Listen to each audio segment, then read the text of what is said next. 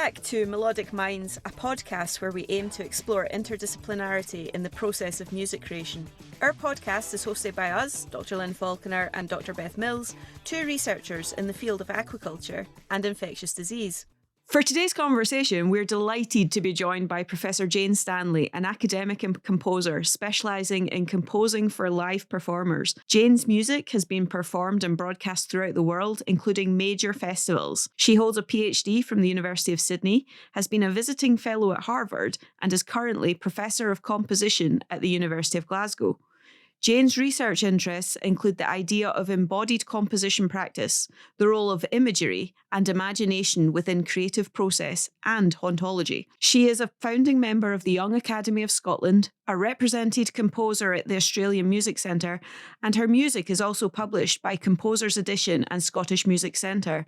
Her recent work explores delicate ornamentation and agile instrumental virtuosity, combining a career marked by international recognition, major commissions, and a deep commitment to music education and mentorship.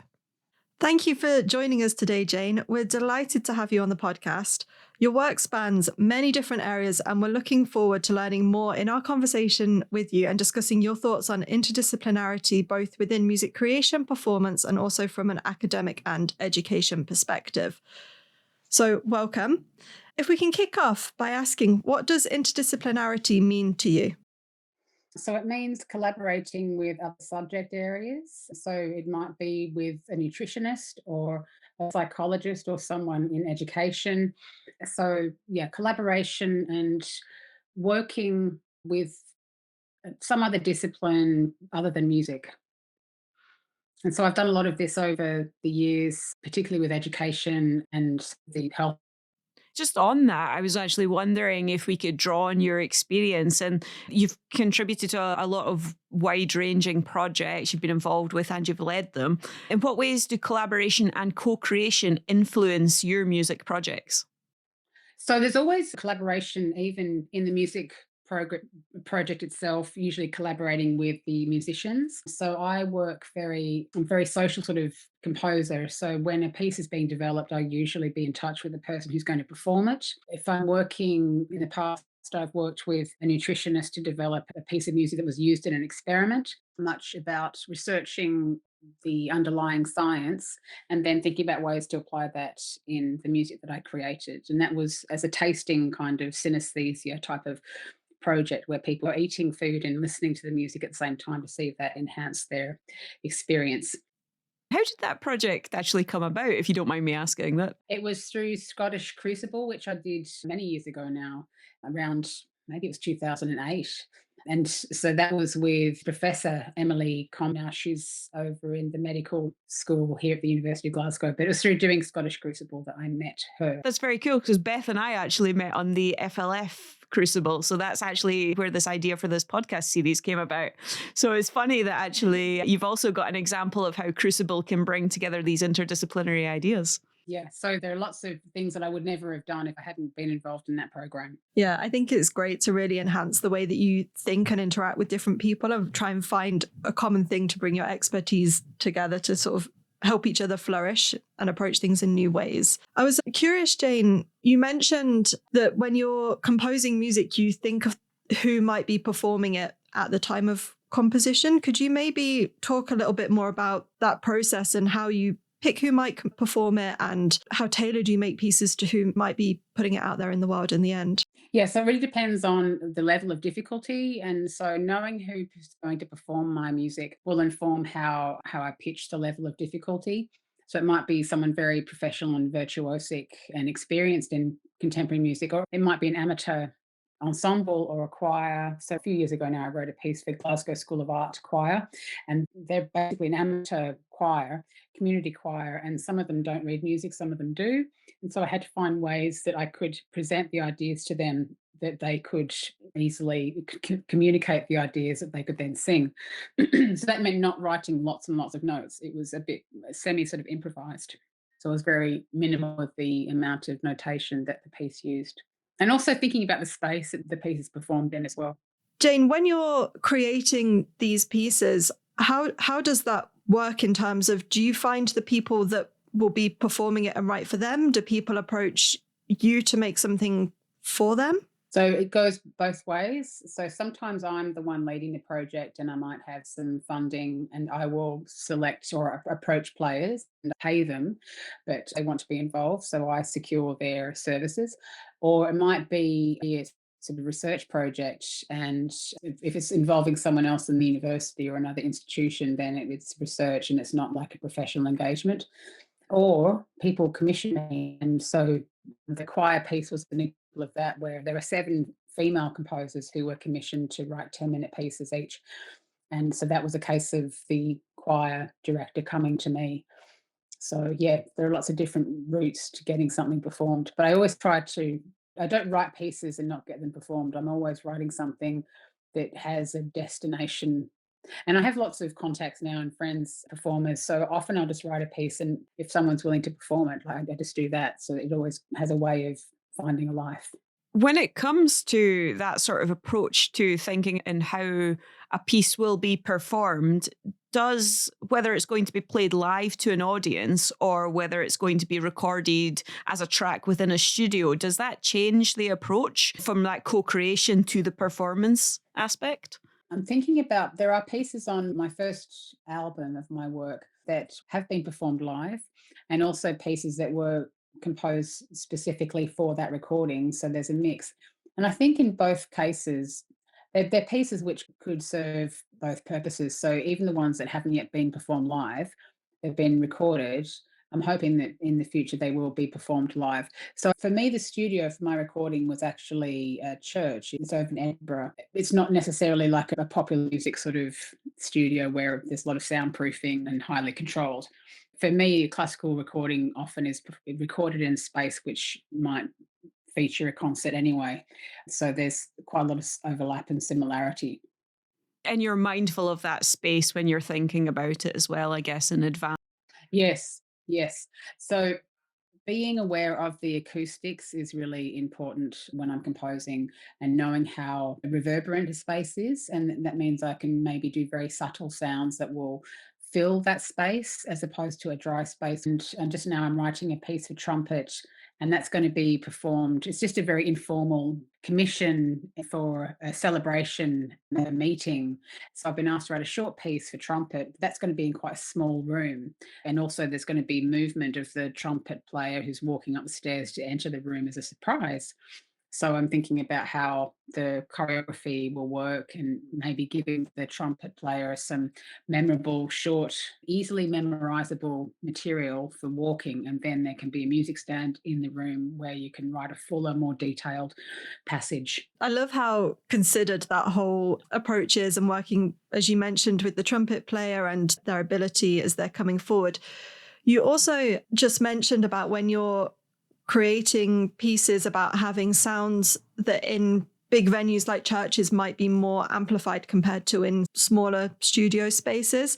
I was listening to your album that I think came out in 2024. I was listening to that, and I really noticed in that how deliberate some subtle sounds were in that really sort of enhanced the piece.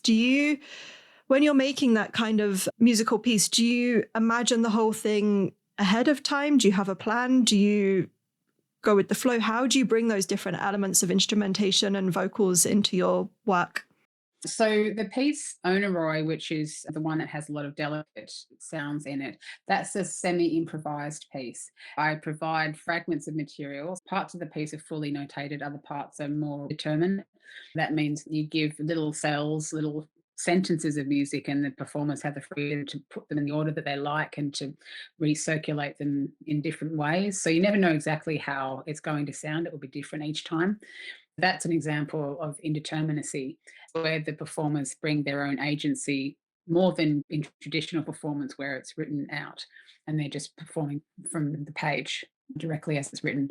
So it's, yeah, sort of semi-improvised and, yeah, delicate sounds, because I was thinking about it being performed in a very kind of church-like acoustic.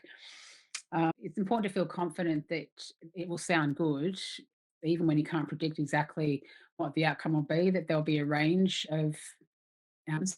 So when this type of notation, I put a lot of text direction in to describe the effect that I want, so that you don't leave it. You can control exactly how open it is. So you might say leave gaps between statements, or that you want them to run into each statement very rapidly. You can describe that.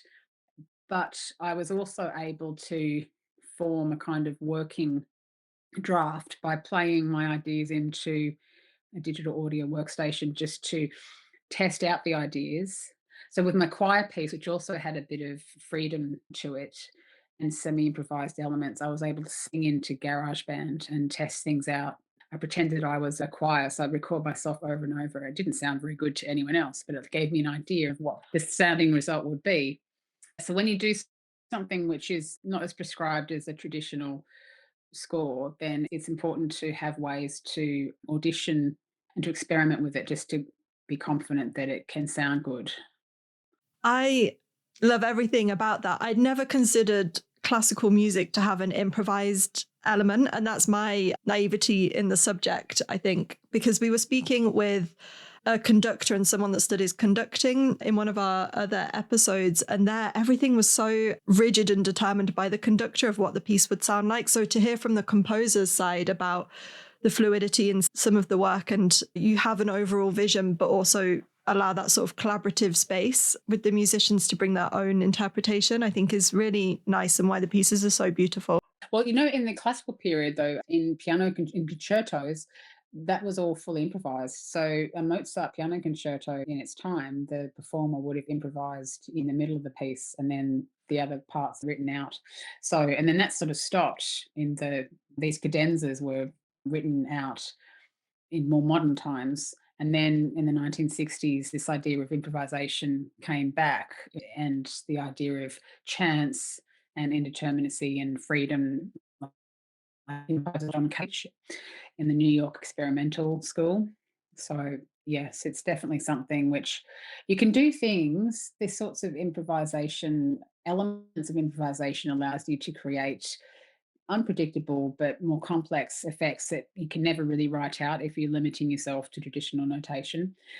So it's a risk, but actually the benefits of it can be that you'll end up with something very, beautiful and complex, unpredictable, maybe quite organic and less metronomic or mechanical. That's really super interesting. And I think, again, that's also an interesting point thinking about research and interdisciplinary work, which is one of the reasons we wanted to do this podcast, was to see how we could learn from that music creation process and what that means for research. And I think what you've just described there, with having a common vision as to where the project's going to go and what it's going to be, but letting freedom and a bit of space to actually experiment a little bit more freely amongst those different areas, also describes kind of how research could really benefit a bit more from an interdisciplinary approach, where you have the sort of common goal, but you also have those opportunities to take a little bit of risk and actually see where it might head, because that's perhaps where innovation can come through. Because everything, in the sciences, we're used to this idea of experimentation, but maybe not creativity. And that's something I learned from Scottish Crucible, is that there's a lot of creation and creativity in all disciplines. And that spirit of experimentation, trying and failing, is part of the arts and music, but also sciences, I think. Absolutely, I agree. And I think that again is one of the really nice things about the Crucible, is going and spending that time and learning from different people. Actually, there might be a different way to do things, and maybe we could benefit from that. And sometimes it might not work out, but that's okay as well, because we need to try things to actually move things forward. I was wondering, can you define how you personally measure success from your projects? What does that look like to you? That's a very good question. It can be when I listen to a rendering of the piece in my software, that's an early step of seeing if it feels successful, like my judgment. So that might be the output from my notation software, or like I mentioned, using a digital audio workstation to do a kind of draft of it. Or when it comes to being feedback from the performers. So I show the score to the director of the choir, and he says they're not going to be able to sing that. It's too detailed in its notation. So then that's a kind of, is it successful for the medium? No, I have to go back and rethink the notation. So feedback from the performers. It doesn't mean it's a total failure. It just means, you have to adjust something. And then when it gets to performance, watching the audience is really interesting, and observing the audience. If you hear a shuffle in the audience, often that's a sign that there's something not quite right in the piece, or that it's dull, or there's something awkward. And that's not always a bad thing to have awkwardness, because maybe it's about invoking some sort of feeling in the listener. But that will make me think, oh, do I think that? What do I feel about that moment? So the actual feedback, and it doesn't have to be word, sort of spoken feedback from the audience. It could be how they respond in the room in a live performance. So that's sort of various types of feedback that I get will inform whether I think something's successful. But ultimately, I think it's what I feel about the work. Even if someone says your piece is great, if you think there are problems with it, then it doesn't really matter what anyone else says. And equally, if someone says it's horrible, and you yourself know it's good, then maybe they're just wrong. Success in your projects, because you could answer it, oh well, it's this many awards or this many listens or this many downloads, but that intrinsic metric, I think, is such a strong, I guess, internal driver for being content with what you've done and being personally proud of it. I think is a really nice way to look at it. And I think it's also creativity. It means a lot of different things to different people. So you're never going to get something that hits what every single person wants, but that's not a bad thing. That's also a good thing. And then sometimes you'll hit something that actually people like, but you weren't overly happy with yourself, but you can think about it and actually, well, you did serve a purpose for somebody else. And again, it's how these trying things that might not necessarily have a defined outcome from the start, and actually seeing how it goes can actually unlock further things down the line, which I think is an exciting thing. Kind of in music, in research, actually just in generally looking at how to take things forward. Well, can I ask you, how do you measure success? Is it through metrics, or is it a similar sort of thing where you have an internal measure? Personally, obviously, as part of the standard academic job, we do have the metrics. You do have certain outputs and stuff that you have to achieve as part of career progression. But I do the job that I do because I'm interested in it, and I want to see things progress and make a difference in a way. And I have a vision as to where I would like to be in kind of 10, 20 years time. I can see little parts of that kind of working towards that. So while things like papers are nice, overall, it's okay, well, how did this make me feel? Am I a step closer to my goal of kind of changing this particular thing that I want to do? So I would say I kind of look at things slightly differently, depending on where it is in terms of how it's getting me to my overall vision of where I want to take my research. Yeah, I think there's definitely the sort of pride in completing a piece of work that you've constructed well, it's satisfying, and the results are good. The paper is what we need for the metrics and to get it out into the world, which I think is a responsibility. But I think as well, there's also a person element to our success. I work in a team, the people around me. So to see their development or they're accomplishing something is also, for me, a measure of my success in what I'm doing and the relationships and the strength of those that I build, as well as directly the science. We have a lot in common. Yes, I think so. So I was just actually wondering what similarities and differences that there are in your approach as a performer and then as a researcher. So those two, that sort of looking at music creation from the composition side of things and performance, and then looking at it as a researcher. What are the similarities and differences, and how do those two different aspects of your work influence each other?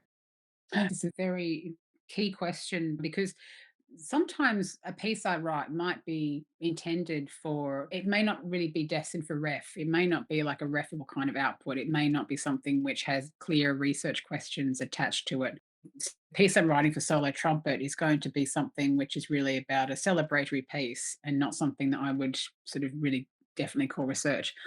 But there are pieces where I might be thinking very much about linguistics and trying something out that can be written out and framed in a research paper that I could write about the piece. So there are different, whether a piece of music I write is informed by, it'll be informed by research because it's probably built on something I've done before, but whether it's demonstrating or exploring a research question, Yeah, it's a sort of a case by case basis. The piece I'm writing in the Yeah. future will be exploring different approaches to text setting. It's a vocal piece, and that's informed by work that I'm doing. I'm writing a book with my colleague, Emeritus Professor Nigel Fabb. He was a linguistics professor at Strathclyde University, and we're talking about how long you hold notes on for, to do with the rhythm of words and word stress, and how stress when we speak, the stress points in words, how that lines up with musical rhythm.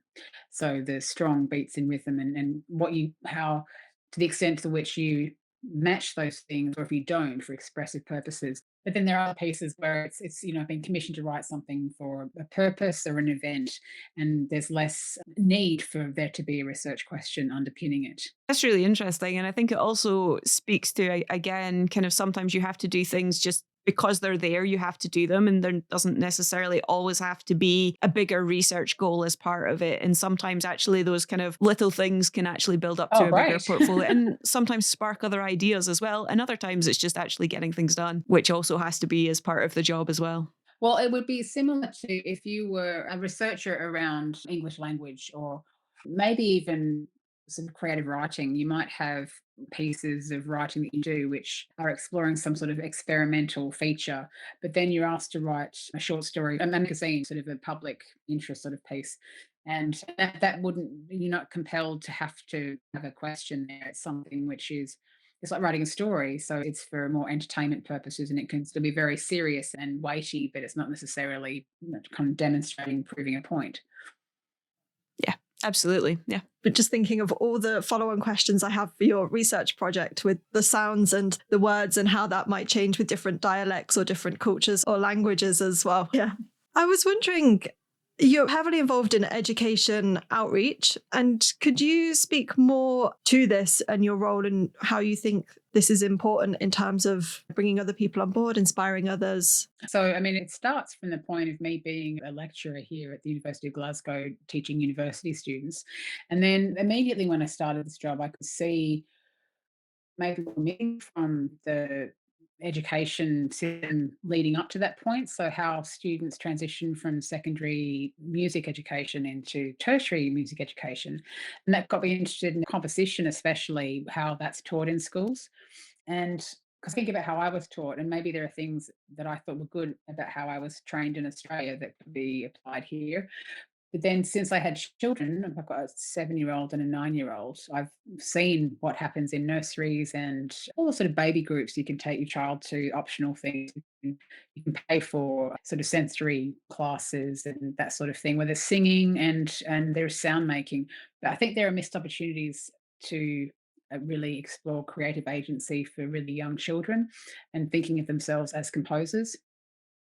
So I've been doing work in my local nursery here, the one attached to the university. I've done projects with secondary school students as well. We had a project where students from around Glasgow could come into the university and be mentored by our students. That's what we call that Scottish Young Composers Project. That's paused for the time being because of COVID, but I'm hoping to reinvigorate that. But that's only sort of benefiting about 10 students at a time. And I'm looking for ways that you can more broadly benefit students, from the whole of Scotland. And so that's also led to the development of an online course, which is hosted by the University of Glasgow and Coursera, which is a platform. It's a subscription platform, but that's all about upskilling and composition. And so that could be for just a general public, and also maybe for teachers if they're looking to develop confidence in composition, because a lot of the issues with providing quality experience in composition to younger people in schools and different institutions is not feeling confident as teachers. Or you don't have to be a musical expert to do composition. You can just learn a few things about sound and framing sound, and suddenly you've got a piece of music or a piece of sound art.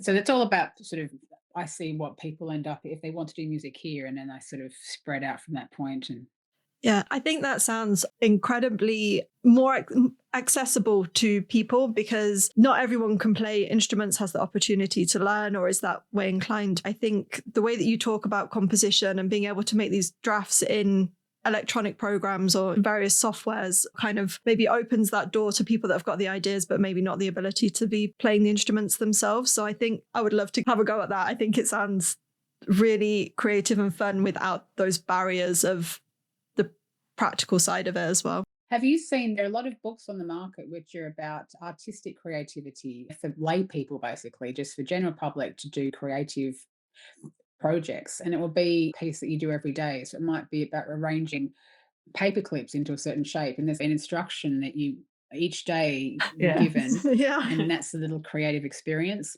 But I haven't really seen much to do with music and sound that's like that.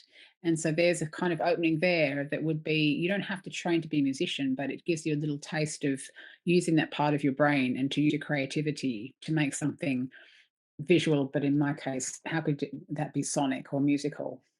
So that's something else I want to do, is some sort of book which is for general audience about just playing around with music and sound. And it might be about making a recording with your phone and then doing something to that recording or playing it. And that's an example of recycling or of recontextualizing. So the idea of recontextualizing something is very interesting to me because it's a sort of musical recycling and makes you think about a sound in a different way. If you do put something like that together, I would very happily be to test a prototype for that. Maybe Lynn as well. Yeah. Yeah. There you go. 2 volunteers. I do think it is fascinating, though. I don't come from a musical background or anything like that. And I think for me, sometimes while I love music and I love listening to music and going and seeing live music is fantastic, the music creation process in particular can seem quite intimidating a bit, kind of seeing sheets of music and stuff like that. So I think these kind of ways of kind of breaking that down and showing what the creative process around sound is, I think actually making that more accessible to the sort of general public, and even just making it sort of, this is what this process brings together, would actually be very interesting. Yeah, I think that composing is actually very secret. Traditionally, it's quite a secret sort of process. And I wonder if some composers don't like saying how they've made things, so blogging about how you wrote a piece or diarizing and writing about creativity. I think that it's happening increasingly more often, but I certainly like to do that. And that's the whole thing about composition as research, is actually providing insights into the creative process. So I am aware of projects that are happening just now at other universities where they're studying away the process of creating a piece from the beginning to the end and doing a more sort of psychological investigation of it, where you feel and I also wondered if I could touch upon, you mentioned mentorship, and I was just wondering, what role does mentorship play in your own interdisciplinary collaborations, and how do you invite diverse perspectives into your creative process? So you mean in terms of how I'm mentored? Yes, you're mentored, and then also how you're mentoring others. Yes, so I mentor younger people, emerging composers, so that whether it's my students or other people who ask me for help. I'm mentored by also like other my colleagues, peer kind of, and so other people I work with here or other composers I know. Here's I'll send pieces to just to get their opinion, but also people who are outside the direct classical music industry. There are people who work in the pop industry or the film industry who I often consult to a more distance kind of perspective on the work that I'm doing. So yeah, in different still music sort of artistic disciplines, there are people who I'll consult for advice, maybe about career, but also about the work that I'm doing. Because once you've finished being a student, who do you go to for advice? And who do you go to for a composition lesson? You can't just get at that in the old fashioned, I'm a student, you're the teacher sort of way. It's about trying to seek honest opinions without someone saying, this sounds very nice, and being complimentary. You want someone to be truthful and honest. And so I certainly can, that's what I like about Glasgow. I came here and people are very direct. I think that's also an interesting point, again, that lifelong learning is an important kind of aspect, I think, of all of our own personal journeys. But sometimes it can be kind of difficult to look and see, once you do stop being that student, where do you get that different perspectives, places to actually discuss things? So mentorship does play an important role in that. But what does that look like for each person is a very different, and it's a very personal thing as well, how mentoring works. Yes. So yeah, there are lots of different options. I remember in between transitional time from being a student, and I went to various summer courses, traveled to America to do some summer courses, and you're still kind of in that sort of more advanced student mode. And then when do I stop doing that? I was early lecturing here at the university, attending these courses, but it does get to a point where you think maybe that's not the right thing to do anymore. I have to move on. And yeah, but that's personal to everyone. It's not about how old you are, it's about where you feel in yourself. Absolutely. Absolutely. I think that's a really great place for us to end on. We were just wondering, is there anything specifically you would like to plug or share some of your current work? And we can put links to that in the show notes, but if you would like to talk about anything. Yes, so the links I'd love to share are my Spotify page. So it's just Jane Stanley and it's a picture of me, Spotify, yeah. So that's my website, janestanley.com. And I do have a YouTube channel as well, actually. I think I could send a link to you. I don't know if you've seen that already, but yeah, so those are the three things, I think. So, and my CD is on the Spotify page, so that would be great. Yep, and definitely worth a listen. This has been Melodic Minds. Thank you so much for joining us today. This podcast is executive produced by me, Beth Mills, and Lynn Falconer. Our producer is Paola Gomez, sound engineering and mixing also by Paola Gomez. We're supported by the UKRI Future Leaders Fellowship Development Network. Special thanks to our guests and everyone who makes this possible. If you enjoyed the episode, please rate, review, and subscribe. We'd love to hear your thoughts. Drop us a message at melodicminds@gmail.com or find us on socials at melodicminds.